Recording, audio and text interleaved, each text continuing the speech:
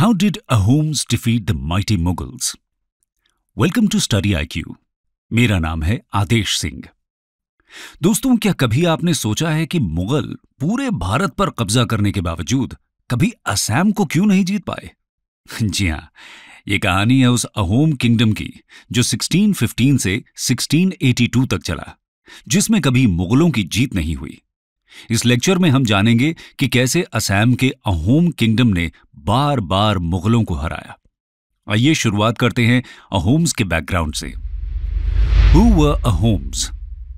13th century में Ahom present day Myanmar से Brahmaputra valley में आकर सेटल हुए। शुरुआत में अहोम्स ने लोकल लोगों के साथ सेटल होने के बाद 16th सेंचुरी आते आते सदिया किंगडम को हराकर अपने एक किंगडम, जिसे अहोम किंगडम कहा जाता है, इस्टेब्लिश कर लिया। धीरे धीरे उन्होंने साउथ असम के दिमासा एम्पायर और वेस्ट असम के बारो भुयार किंगडम को हराकर अपनी पावर को और बढ़ा लिया। लेकिन इसके साथ ही उन पर टर्क्स और अफगान रूलर्स के आक्रमण होने लगे, जिसमें मुगल इन्वेजन सबसे प्रोमिनेंट था। सबसे पहले हम मुगल और अहोम्स के बीच कॉन्फ्लिक्ट का कारण जानने की कोशिश करते हैं। Reasons for conflict. दोस्तों, वैसे तो इसके कई रीजंस थे, लेकिन इसका प्राइमरी रीजन मुगल्स का अग्रेसिव इंपीरियलिज्म था, जिसमें मुगल अहोम्स किंगडम को हराकर मुगल एम्पायर का नॉर्थ ईस्ट तक एक्सपेंशन करना चाहते थे। इसके अलावा मुगल्स पॉलिटिकल सुप्रेमेसी चाहते थे, यानी मुगल बादशाह की पसंद और नापसंद से असम में किंग बने और वहां किंग बादशाह के ऑर्डर्स को फॉलो करे। लेकिन अहोम किंग्स ने ये कंडीशंस कभी एक्सेप्ट नहीं की, जो कॉन्फ्लिक्ट का एक बहुत बड़ा कारण बना। आइए अब हम बात करते हैं कब और कैसे मुगलों ने अहोम्स पर अटैक किया। First attack by Mughals. वैसे तो अहोम्स और मुगलों के बीच स्कर्मिश 1613 से शुरू हो गई थी, लेकिन असम पर फर्स्ट ऑर्गेनाइज्ड मुगल अटैक 1616 में मुगल फोर्सेस ने किया था, जिसे बैटल ऑफ समधारा के नाम से जाना जाता है। रतन सिंह नाम के एक अनऑथराइज्ड मुगल ट्रेडर का अहोम किंगडम में पता चला। अहोम्स ने उसकी इलीगल धन संपत्ति को फ्रीज कर लिया और उसे असम से एक्सपेल कर दिया। इससे मुगलों को युद्ध के लिए एक बहाना मिल गया। अबू बकर और भूसना के राजा सत्रजीत के नेतृत्व में मुगल आर्मी ने असम की एक पुरानी कैपिटल बारनगर की ओर मार्च किया और उसे ऑक्यूपाई कर लिया। अचानक हुए इस हमले में छोटी स्कर्मिश के बाद अहोम हार गए। मुगल फोर्सेस एडवांस करती हुई इंपॉर्टेंट भराली संगम तक पहुंच गई, लेकिन एक महीने की तैयारी के बाद अहोम्स ने मुगलों पर सरप्राइज अटैक किया। समधारा के पास हुए इस अटैक में मुगल आर्मी को हैवी लॉस हुआ और वो वहां से रिट्रीट करने पर मजबूर हो गई। इस तरह मुगलों ने पहले असम हमले में बुरी तरह मात खाई और उनकी सैन्य प्रतिष्ठा को भी सिग्निफिकेंट डैमेज हुआ। इसके बाद भी मुगलों के छोटे छोटे हमले होते रहे, लेकिन अब हम बात करेंगे मुगलों के दूसरे बड़े अटैक की। Second major attack on Ahoms. पहली हार से 20 साल तक शांत रहने के बाद एक बार फिर से 1636 में मुगल सेना ने असम के कामरूप पर अटैक करके युद्ध की शुरुआत की। इसमें शुरुआत में अहोम्स की हार हुई और अहोम किंगडम को मुगल एम्पायर में मिला लिया गया। लेकिन 1638 आते आते फिर से पासा पलट गया और एक बेहतरीन तैयारी के साथ अहोम्स ने वापसी की।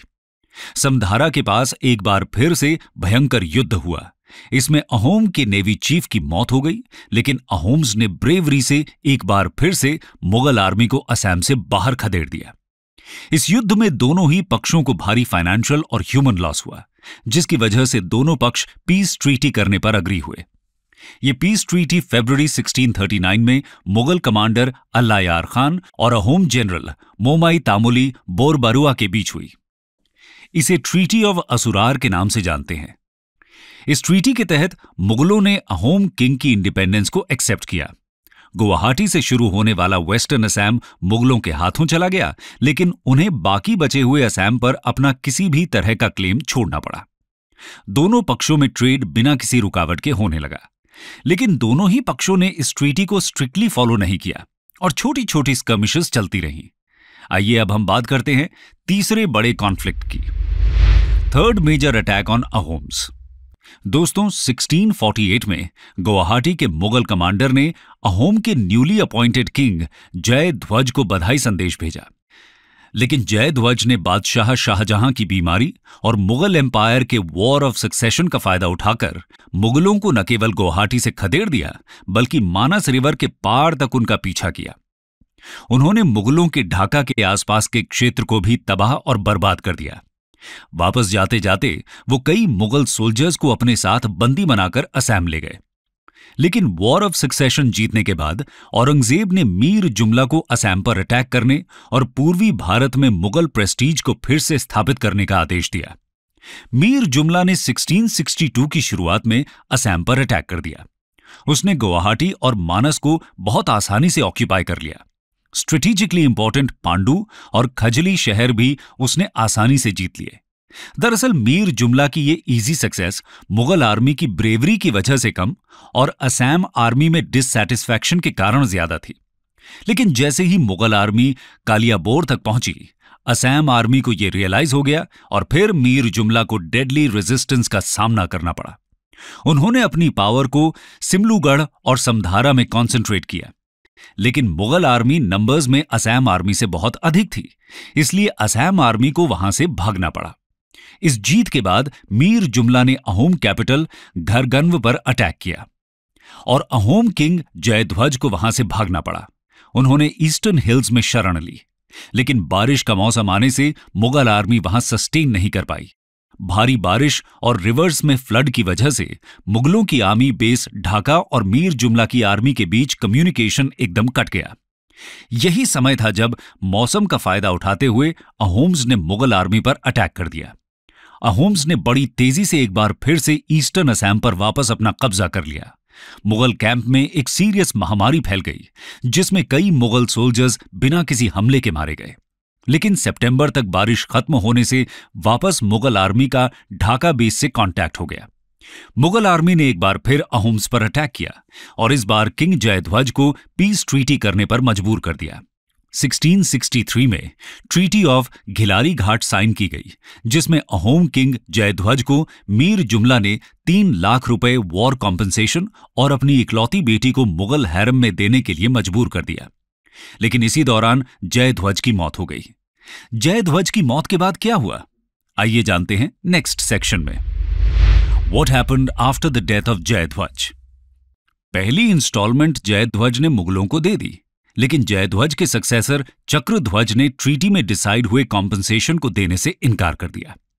1665 में गुवाहाटी में मुगल फौजदार सैयद फिरोज खान ने अहोम किंग को जब बचे हुए कॉम्पनसेशन के लिए लेटर लिखा, तो किंग चक्रध्वज ने मुगल आर्मी को असम से बाहर खदेड़ने का आदेश दे दिया और एक बार फिर युद्ध की शुरुआत हो गई। ये चौथा बड़ा अटैक था। अचानक हुए इस अटैक से मुगल आर्मी संभल नहीं पाई और सिर्फ 2 महीने में रिट्रीट करना पड़ा। एक बार फिर से असम अहोम्स के अंडर में आ गया। इस हार से नाराज औरंगजेब ने अहोम्स पर अंबेर के राम सिंह के नेतृत्व में सबसे बड़ा हमला किया, जिसे बैटल ऑफ सरायघाट भी कहते हैं। आइए जानते हैं इस लैंडमार्क बैटल के बारे में। बैटल ऑफ सरायघाट 1671 में औरंगजेब ने मसले को हमेशा के लिए खत्म करने के लिए अंबेर के राजा मिर्जा जय सिंह के बेटे राम सिंह के नेतृत्व में एक बहुत बड़ी आर्मी भेजी। ये आर्मी संख्या में कितनी बड़ी थी, इसका अंदाजा हम इस बात से लगा सकते हैं कि इसमें 4000 मनसबदारी राम सिंह के 4000 सैनिक, 1500 औरंगजेब की ओर से दिए गए एडिशनल सैनिक, 18000 घोड़े पर सवार सैनिक, 30,000 पैदल सैनिक, 2000 आर्चर सैनिक, 21 राजपूत ठाकुरों की सैन्य टुकड़ियां और 40 वॉरशिप्स शामिल थे। इसके अलावा कूच बिहार मुगलों की एक जागीर थी। ये असम के बहुत करीब है, इसलिए वहां से भी लगभग 10 से 15,000 पैदल और घुड़सवार सैनिकों ने मुगल आर्मी को ज्वाइन किया। टोटल संख्या अब लगभग 75,000 से 80,000 हो चुकी थी। इतनी बड़ी आर्मी के सामने कम संख्या की अहोम आर्मी टिक नहीं पा रही थी। तब अहोम्स के चीफ कमांडर लचित बोरफुकन ने फुल स्केल वॉर के बजाय गुरिल्ला वॉरफेयर की स्ट्रैटेजी बनाई। लचित बोरफुकन ने गुवाहाटी डिफेंड करने का निर्णय लिया। यहां एक हिली एरिया था जहां से मुगल आर्मी एंटर कर सकती थी। इस एरिया में लचित ने मिट्टी की दीवार बना दी और मुगल आर्मी को ब्रह्मपुत्रा का वाटरवे चूज करने के लिए मजबूर कर दिया।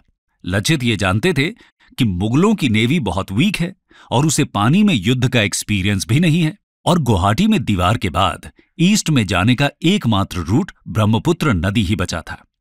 सरायघाट में ब्रह्मपुत्र रिवर बहुत अधिक नैरो थी, जिसकी विड्थ लगभग 1 किलोमीटर से भी कम थी। नेवी को रोकने के लिए यह एक आइडियल जगह थी। इसके अलावा लचित ने राम सिंह को यह संदेश भिजवाया कि वो बहुत डरे हुए हैं और मुगलों से नेगोशिएट करना चाहते हैं। उन्होंने नेगोशिएशन में राम सिंह को उलझाए रखा ताकि उनकी तैयारी और बेहतर हो सके। औरंगजेब ने भी इससे निपटने के लिए मुनव्वर और शाइस्ता खान के नेतृत्व में एक बहुत बड़ी नेवी भेजी। जब तैयारी पूरी हो गई तो लचित ने राम सिंह को मैसेज भिजवाया कि आप तो एक नौकर हैं, नेगोशिएट करने के लिए अपने बादशाह को भेजिए। राम सिंह ने गुस्से में आकर गुवाहाटी की तरफ मार्च करना शुरू कर दिया, लेकिन उन्हें अहोम्स के गुरिल्ला अटैक का लगातार सामना करना पड़ा। जैसे ही मुगल सैनिक किसी हिली एरिया में एंटर करते थे, वहां बैठे अहोम आर्मी के सोल्जर्स उन पर हमला करके वापस हिल्स में छुप जाते थे। लगातार मुगल सैनिकों का हरासमेंट होता रहा और धीरे धीरे उनकी संख्या कम होने लगी। अंत में थक हार कर राम सिंह ने मुगल आर्मी को सरायघाट के नैरो पाथ से गुवाहाटी में घुसने का आदेश दिया और अहोम्स के लिए तो ये एक आइडियल कंडीशन थी।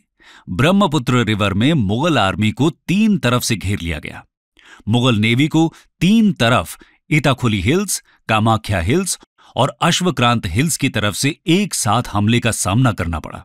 पानी में वीक होने और डेडली अहोम अटैक की वजह से मुगल आर्मी ज्यादा देर मुकाबला नहीं कर सकी। अय्याश मुगल एडमिरल मुनव्वर खान हुक्का पीते हुए मारा गया। उनके टॉप 3 एडमिरल्स के साथ ही 4000 मुगल नेवी के सोल्जर्स भी मारे गए। बचे हुए मुगलों को मानस रिवर तक खदेड़ दिया गया। इस तरह अहोम्स की एक बहुत ही शानदार जीत हुई। लेकिन क्या आपको पता है कि इसके बाद भी मुगल चुप नहीं बैठे? आइए जानते हैं कि मुगलों ने किस प्रकार साजिश करके बिना युद्ध लड़े ही गुवाहाटी को एक बार फिर से कैसे अपने कंट्रोल में ले लिया। What happened after the Battle of Saraighat? Battle of Saraighat के करीब 8 साल बाद 1679 में अहोम किंग सुदोइफा के शासनकाल में गुवाहाटी का कमांडर लालुक बारफुकन बना। बंगाल के मुगल सूबेदार मोहम्मद आजम खान ने उसे सरायघाट के बदले में 4 लाख रुपए घूस ऑफर की। साथ ही आजम ने असम की गद्दी पर लालुक बारफुकन को बैठाने का भी प्रॉमिस कर दिया। लालच में आकर लालुक ने सरायघाट पर कब्जा करने के लिए आजम शाह को इनवाइट किया और इस तरह बहुत आसानी से एक बार फिर से गुवाहाटी मुगलों के कब्जे में आ चुका था। लेकिन कहानी अभी बाकी है मेरे दोस्त। इसके बाद मुगलों और अहोम्स के बीच अंतिम युद्ध हुआ, जिसमें हारने के बाद फिर कभी मुगलों ने असम की ओर देखने का दुस्साहस नहीं किया। आइए बात करते हैं बैटल ऑफ इताखुली की। बैटल ऑफ इताखुली 1681 में गदाधर सिंह अहोम किंग बने। उन्होंने मार्च 1682 से ही मुगलों को गुवाहाटी से खदेड़ने के लिए युद्ध की तैयारी शुरू कर दी। दिहिंगिया अलून बारबरुआ के नेतृत्व में जून और जुलाई महीने में गुवाहाटी पर 3 तरफ से हमला करने का प्लान बनाया गया। गुवाहाटी पर ब्रह्मपुत्र नदी के नॉर्थ बैंक, साउथ बैंक और नदी के पानी में नेवी से अटैक किया गया, लेकिन इस बार मुगल कोई खास रेजिस्टेंस नहीं दिखा पाए। उसके कई कारण थे, जैसे औरंगजेब का मराठों के साथ डेक्कन में एंगेज होना, गुवाहाटी के फौजदार मंसूर खान का बीमार होना, बंगाल में मुगलों का ईस्ट इंडिया कंपनी के साथ डिस्प्यूट। इन कारणों से ज्यादातर पोस्ट से मुगल बिना किसी रेजिस्टेंस के ही रिट्रीट कर गए। एकमात्र युद्ध इताखुली में लड़ा गया, जिसे बैटल ऑफ इताखुली के नाम से जाना जाता है। मुगल जनरल अली अकबर ने सरानिया फोर्ट पर अटैक कर दिया, लेकिन इसमें उसे भारी नुकसान के बाद रिट्रीट करना पड़ा। 17 जुलाई 1682 को अहोम्स ने इताखुली को घेर लिया। मुगल सैनिकों ने रेजिस्टेंस किया, लेकिन वो हार को टाल नहीं सके। 15 अगस्त 1682 को इस युद्ध का अंत मुगल जनरल जयंत सिंह की हार और आत्मसमर्पण के साथ हुआ। मुगल फौजदार अकबर अली को रिट्रीट करके भागना पड़ा। इताकुली फॉल के साथ ही अहोम्स ने मानस नदी तक अपना कब्जा कर लिया। इसके बाद मुगलों ने कभी असम की तरफ कोई अटैक नहीं किया। अहोम्स का ये किंगडम 1826 तक चला, जब फाइनली अहोम्स को हराकर ब्रिटिश एम्पायर में मिला दिया गया। कंक्लूजन। दोस्तों, आज भी बैटल ऑफ सरायघाट को पूरे नॉर्थ ईस्ट में प्राउडली याद किया जाता है। असम के लोक गीतों में इस बैटल का वर्णन होता है। सरायघाट में असम आर्मी की विजय और लचित बोरफुकन की वीरता को याद करने के लिए 24 नवंबर को पूरे असम में लचित दिवस मनाया जाता है। 1999 से नेशनल डिफेंस एकेडमी एनडीए के बेस्ट पासिंग आउट कैडेट को लचित बोरफुकन गोल्ड मेडल से सम्मानित किया जाता है। तो दोस्तों, ये था इंडियन हिस्ट्री का वो ग्लोरियस चैप्टर जो कहीं ना कहीं मेन स्ट्रीम हिस्ट्री से छिप जाता है। अहोम्स की बहादुरी और साहस आज भी हमें इंस्पायर करते हैं और आने वाले कई जेनरेशंस इससे प्रेरणा लेते रहेंगे। Thank you and God bless.